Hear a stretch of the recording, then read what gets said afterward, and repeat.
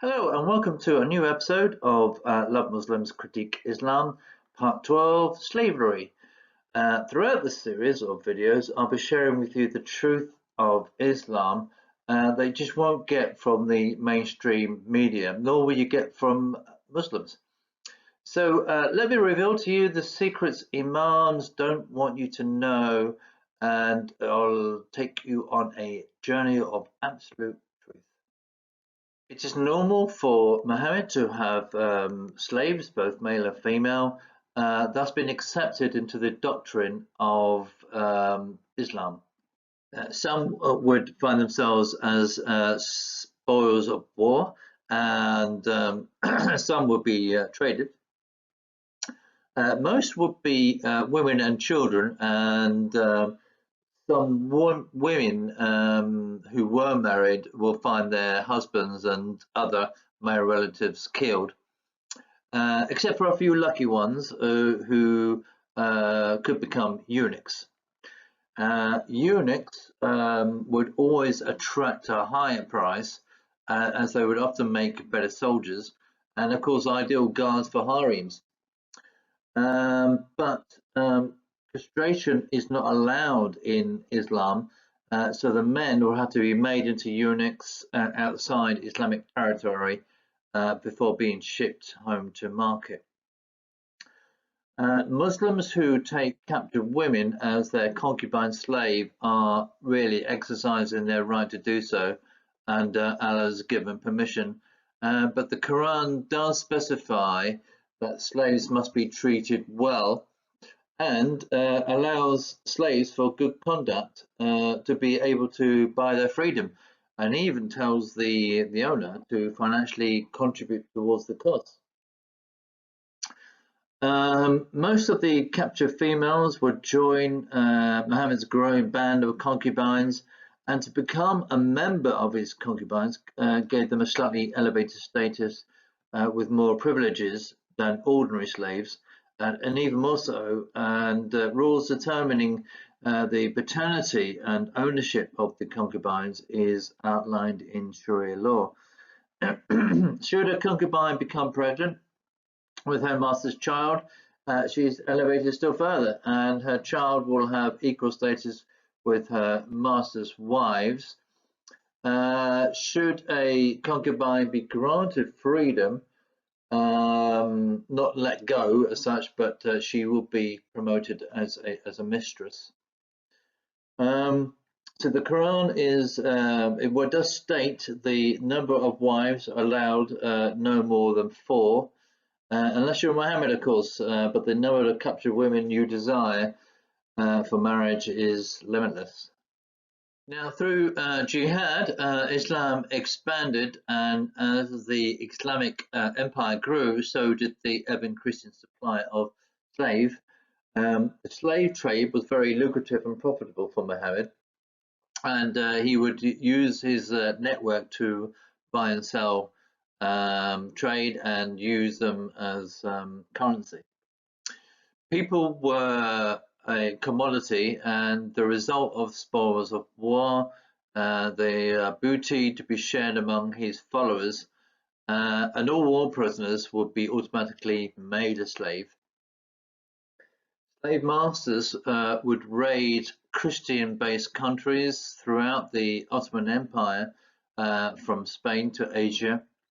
Christian boys from the ages of 8 to 20 were regularly taken from the homes by force and made to convert to Islam. They would be trained as elite soldiers, and any parent that dared to resist would be hanged in their doorway. From the 15th century, it has been estimated that around 1 million boys were taken in a practice that ended in the 19th century, when the Ottomans turned their attention to Africa.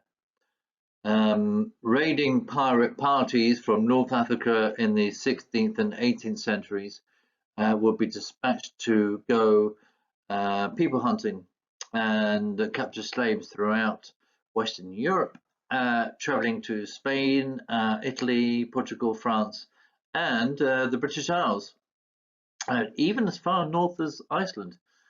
In Spain and Italy, churches would have special collections to ransom their children back, who were often kept in horrendous conditions and worked to death.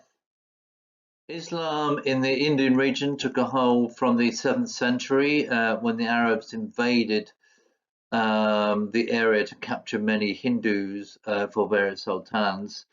Thousands of Indian slaves were treated with severity and massacred as temples and plantations were destroyed.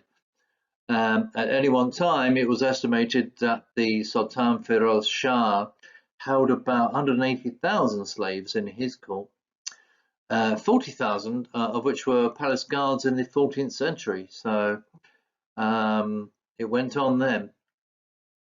In the Islamic Republic of Mauritania of West Africa, slavery has been part of their history since the 8th century when it became Islamic, and only black people were enslaved and conscripted into the Islamic army.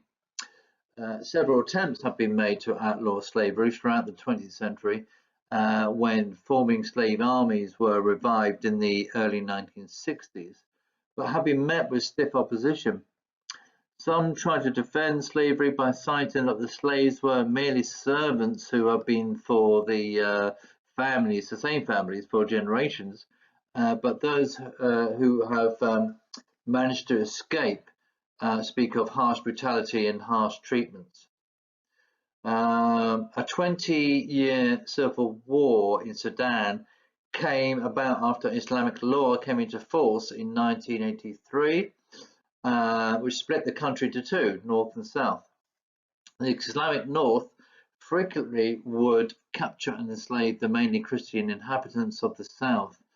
The same old familiar story would play out, with men being killed, children put to slave work, and women would become sex slaves and pass through the network of slave dealers and really brutally treated. Similarly, in Pakistan, it is mainly the Christian minority population who are used as very low-paid labourers employed by Muslims.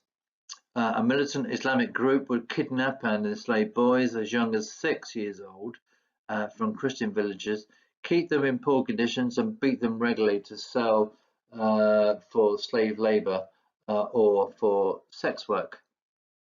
In Islam, slavery was abolished centuries later in the Ottoman Empire. Tunisia and Egypt, thanks to strong pressure from Christian-based Western nations, but in parts of Africa, it carried on to the 20th century after influence from the UN finally had it abolished. It was as late as 1952 when Qatar outlawed it, and was followed by Saudi Arabia and Yemen in 1962, UAE in 1963, South Yemen in 1967, and finally Oman in 1970. Islamic states were the last to change. The practice of enslaving captured Christians goes on today, unfortunately, and has been in the news fairly recently with Leah Sharibu. She was the latest victim of Islamic brutality when she was kidnapped by Boko Haram from her school in Yobe State, Nigeria, along with 110 of her schoolmates. Her friends have since been released after converting to Islam, but brave Leah is holding out and clinging on to her Christian faith, and consequently her kidnappers have vowed to make her a slave for life for not converting. While the politically correct elite choose to do nothing, Christians around the world continue to pray for her release. Muslims will argue that slavery was in the Bible, therefore is part of Christianity. Slavery is in the Bible, yes, but it's not like the image of slavery that we have been accustomed to with whips, chains, and brutality.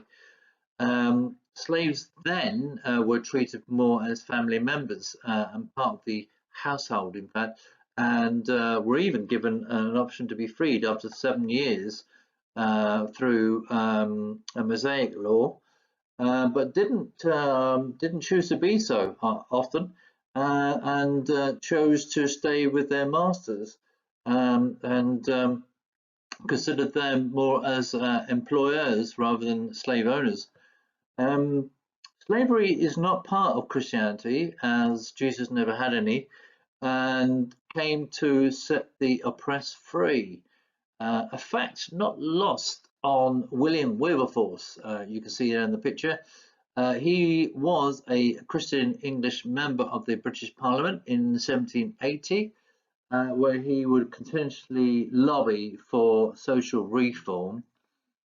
He spent 18 years putting forward motions to abolish slavery, which was finally made law in 1833, shortly before he died. And Britain led the world in being the first country to ban slavery. Whilst Christian nations were involved with the slave trade in the Middle Ages, they were the first to acknowledge its abomination and abolish the practice and follow God's example of setting free the Jews from Egyptian slavery in Exodus. Slavery for Muslims is an infinite part of its nature and culture, stemming from the pattern set by Muhammad and his followers. And Christians and other non-believers would always be their targeted victims. Islamic text doesn't describe black people very well, to say the least. Blacks are ugly and misshapen because they live in a hot country. Like the crow among mankind are the zany, that's the African blacks, for they are the worst of men and the most vicious of creatures in character and temperament. And we know that the zany are the least intelligent and the least discerning of mankind and the least capable of understanding the consequences of actions. The Shubaya maintain that eloquence is prized by all people at all times, and even the zany, despite their dimness, their boundless stupidity, their obtuseness, their crude perceptions, and their evil dispositions, make long speeches. Well, so do you, mate. Well, there we go. The picture there is of captured black slaves rescued by the British Royal Navy from Muslim slave trading ship when Britain was enforcing its ban on slave trading in the 19th century. And within Islamic texts, there are several references to Muhammad owning black slaves and other reports describing the mistreatment of slaves, where Muhammad is smiling while a slave is beaten for losing a camel. In Ibrahim Ishaq, page 243, Muhammad even describes Satan as a black man and that black people are going to hell. Surah 3:106 and Surah 39:60. And so we read this then in Abu Dawud, book 004, number 18142. This is narrated by Asma bint Abu Bakr. We came out for performing Hajj along with the Apostle of Allah. When we reached Al-Aray, the Apostle of Allah alighted and we also alighted. Aisha sat beside the Apostle of Allah and I sat beside my father Abu Bakr. The equipment and personal effects of Abu Bakr and of the Apostle of Allah were placed with Abu Bakr's slave on a camel. Abu Bakr was sitting and waiting for his arrival. He arrived, but he had no camel with him. He asked, "Where is your camel?" He replied, "I lost it last night." And Abu Bakr said, well, here was only one camel, even that you have lost. He then began to beat him while the apostle of Allah was smiling, saying, look at this man who is in the sacred state, putting on ihram. What is he doing? So what color was Muhammad?